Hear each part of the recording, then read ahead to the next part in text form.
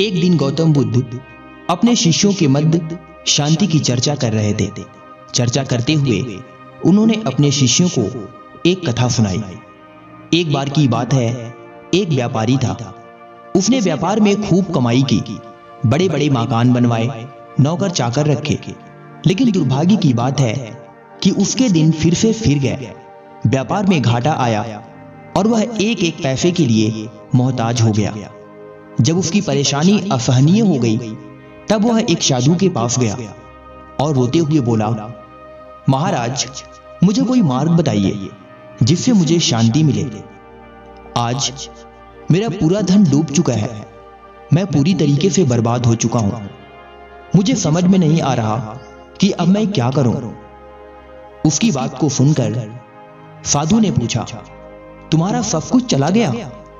व्यापारी ने कहा, हां महाराज। फिर साधु बोला, तुम्हारा था तो उसे तुम्हारे पास रहना चाहिए था, वह चला कैसे गया? व्यापारी चुप हो गया। फिर साधु बोला, जन्म के समय तुम अपने साथ कितना धन लाए थे?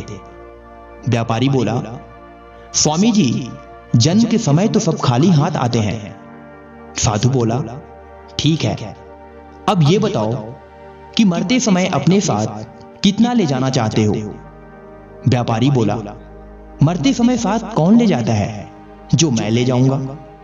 फिर साधु बोला, जब तुम खाली हाथ आए थे और खाली हाथ जाओगे तो फिर चिंता किस बात की करते हो? व्यापारी ने दुखी मन से कहा, महाराज, जब तक मौत नहीं आती तब तक मेरी और मेरे घर वालों की गुजर बसर कैसे होगी? साधु हंस पड़ा और बोला, जो धन के भरोसे रहेगा उसका यही हाल होगा। तुम्हारे हाथ पैर तो हैं, उन्हें काम में लाओ। पुरुषार्थ तो सबसे बड़ा धन है। ईश्वर पर भरोसा रखो, शांति का यही एकमात्र मार्ग है। व्यापारी की आंखें खुल गई, उसका मन शांत हो गया। जाने कितने वर्षों बाद पहली बार रात को उसे चैन की नींद आई और उसके शेष दिन बड़े आनंद में बीते।